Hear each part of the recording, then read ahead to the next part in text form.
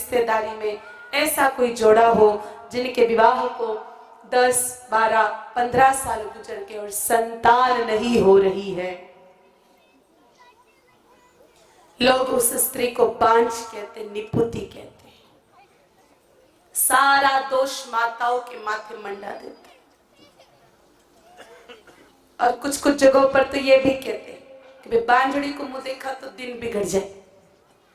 हालांकि ऐसा नहीं होता है, ना किसी का मुंह देख करके दिन बिगड़ता है, ना किसी का मुंह देख करके दिन सुधरता है। अच्छे कर्म करोगे तो अपने आप दिन सुधर जाएगा और बुरे कर्म करोगे तो दिन अपने आप ही बिगड़ जाएगा।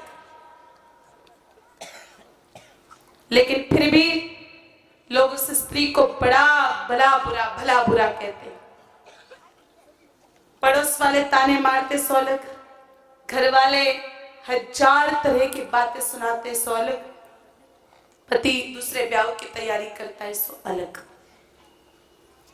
फिर क्या करे मेरे भाई बहनों, अगर संतान नहीं हो रही है।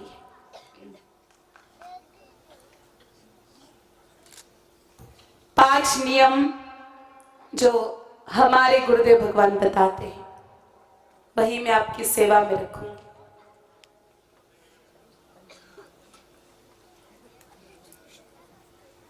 पहला काम, वो दोनों पति पत्नी मिल करके प्रातः गौ दर्शन करके, गोमूत्र युक्त जल से स्नान करके आधा आधा कप गोमूत्र पीवे।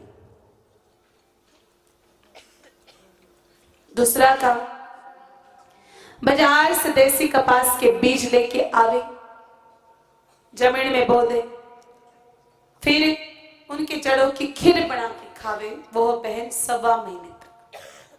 तीसरा काम, बूढ़े बैल का मूत्र शीशी में भर ले और पत्नी सुबह शाम सूंघे।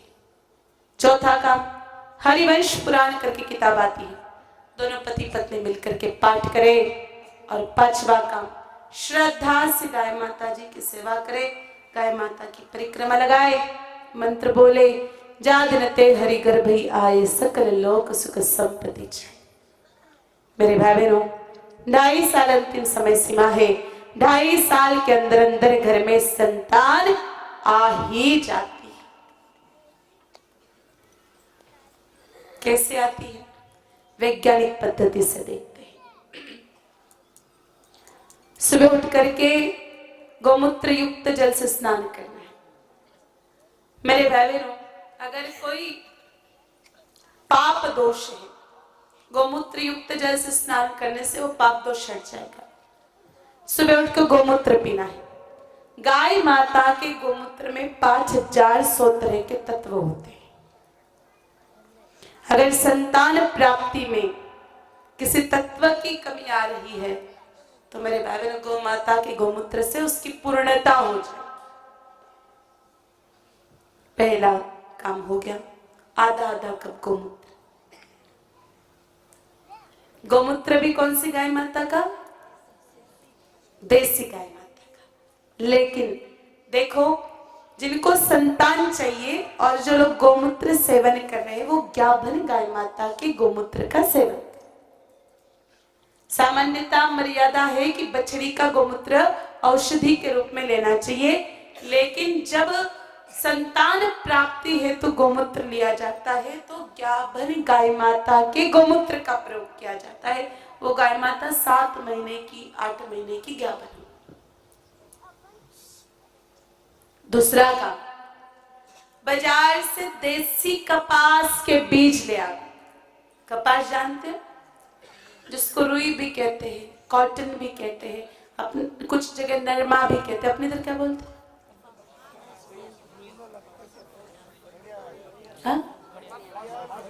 कपास ही बोलते हैं। तो बाजार से देसी कपास के बीज लेके, देखो हाइब्रिड और बीटी नहीं लाना है, देसी कपास ही होना चाहिए। उसके बीज ला के बो दे, फिर गोबर भी डाले खाद के रूप में, नीम के पत्ते भी डालो, थोड़े बहुत आप बेलपत्र भी डाल सकते हो। फिर जब वो पौधा 7-8 इंच से ऊपर हो जाए, हाथ की मुट्ठी में आए इतना उखाड़ना है, और उसकी जो भी जड़ें हैं उसको अच्छे से धो करके कैंची से बारीक बारीक बारीक बारीक काटना है। उसको गाय माता के दूध में उबालना है, वो बनेगी खीर। चावल की जगह जड़ें डालनी है, बारीक बारीक पतली पतली, और उस खीर का सेवन उस बहन को करना है 1.25 महीने। अगर एक किसी स्त्री का गर्भ बार बार गिर जाता, उस स्त्री को देसी कपास के जड़ों की खीर खिलाने से उसका गर्भ ठहर जाता है। तीसरा काम, बूढ़े बेल का मूत्र शीशे में भर ले और पतरी सुबह शाम सूंघे। अब आप कहोगे महाराज इससे क्या होगा? इससे जो होगा वो बड़ा चमत्कारी होगा। महाभारत के विराट पर्व में प्रसंग आता है, 5 पांडव अज्ञातवास में राजा विराट के पास नौकरी मांगने के लिए गए। तो राजा विराट ने सबसे पूछा, आपको क्यों नौकरी पर रखे, क्यों रखे भाई? जब इंटरव्यू देने जाते तो वो तो क्वालिफिकेशन तो पूछते ही है। तो इसी प्रकार से सबसे पूछा कि आप क्या कर सकते हो, आप क्या कर सकते हो? तो अर्जुन जी ने कहा कि देखो भाई मैं तो नृत्य सिखा दूंगा। भीम जी ने कहा मैं अच्छा रसोईया हूँ, रसोई बना लूंगा। माता द्रौपदी ने कहा कि राजा मैं तेरे रानियों का श्रृंगार कर दूंगी। लेकिन जब बारी सहदेव जी की और सहदेव जी से पूछा कि हम आपको नौकरी पर क्यों रखे, तब सहदेव जी ने बताया कि राजन मैं ऐसे भी नंदियों को जानता हूँ जिनके मूत्र सूंघने मात्र से बांझ स्त्री गर्भवती हो जाती। पुराने जमाने में हमारे मेवाड़ में बांझ माताओं का प्रमाण बहुत कम था, आज तो बहुत ज्यादा बढ़ गया। बढ़ गया कि नहीं बढ़ गया? पुराने जमाने में कोई गांव में खाद कोई स्त्री होती थी जो बांझ होती थी। आज तो मेरे बाबू 5 मकान छोड़ करके एक नारी को फर्टिलिटी सेंटर्स के चक्कर काटने पड़ रहे हैं। क्यों? क्योंकि पहली माताएं बड़ी निर्मल हृदय की होती थी, एकदम आजकल की माताओं जैसी नहीं। आजकल की माताएं तो दिमाग लगाती है, भाई गाय तो दूध देवे, बैल तो देवे ही कौन। पुरानी माताएं जब तक बैल भगवान खेतों में काम करते तब तक खेतों में रहते, बाकी बुढ़े होने के बाद उनको बाड़े में लाके बांध देते थे। पुरानी माताएं तो कितनी सेवा करती थी बैलों की भी। अगर कोई बैल बाबा वृद्ध हो जाते, दुख पाते, तो माताएं पुराने जमाने में 11 बोलती थी बैलों के लिए, 5, 11, 15। आजकल की माताओं को तो पता नहीं मेरे भाभी को क्या हो गया। तो पुराने जमाने में माताएं बैल भगवान वृद्ध होने के बाद जब बाड़े में लाके बांधती थी, बैल भगवान को चारा डालने जाती, पानी पिलाने जाती, तो बैल भगवान के मूत्र की सुगंध नासिका के माध्यम से फेफड़ों तक जाती थी। फेफड़ों के माध्यम से रक्त अवशोषित करके उसको गर्भाशय तक भेजता था, और गर्भाशय का कोई भी संक्रमण होता था, इन्फेक्शन होता था, वो अपने आप खत्म हो जाता था। इस बात को विज्ञान भी मानता है।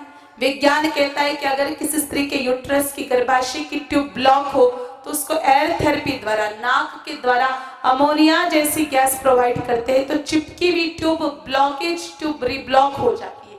और जैसे जैसे बैल भगवान वृद्ध होते जाते हैं, उनके मूत्र में अमोनिया जैसी और भी गैसें बढ़ती जाती है। इसलिए बूढ़े बैल का मूत्र सूंघना अनिवार्य है। चौथा काम, हरिवंश पुराण करके किताब आती है, दोनों पति पत्नी मिलकर के पाठ करें। और 5वां काम, श्रद्धा से गाय माता जी की सेवा करें। गाय माता की परिक्रमा लगाए, गाय माता से प्रार्थना करें। प्रार्थना मैं आपको बताती हूँ कि कैसी प्रार्थना करनी है। आप भी मेरे साथ साथ करो। जरूरी नहीं कि सबके संतान की समस्या हो, और भी हो सकता है कि और कोई समस्या चल रही है। मन से मेरे भाई बहनों, भाव से जो प्रभु को याद करता है, गौ माता को याद करता है, निश्चित रूप से गाय माता उसकी समस्याओं का समाधान करती है। साथ साथ बोलने का प्रयास करें, जैसे भी आए, रू रू टूटू जैसे भी बोलो, लेकिन बोलो जरूर। ओ मेरी प्यारी गौ माता, तेरे बिना अब जाऊं कहाँ। ओ मेरी प्यारी गौ माता, तेरे बिना अब जा